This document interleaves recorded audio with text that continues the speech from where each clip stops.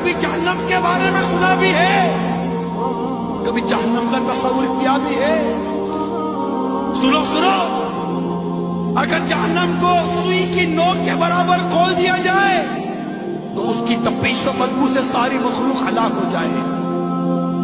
اہل جہنم کا جو مشروب پینے کے لیے دیا جائے گا، اہل جہنم کو جو مشروب پینے کے لیے دیا جائے گا وہ اس قدر خطرناک ہے کہ اگر اس کا ایک ڈول دنیا میں بہا دیا جائے تو دنیا کی تمام کھیتیاں برباد ہو جائیں، نہ اناج اگے نہ پھل۔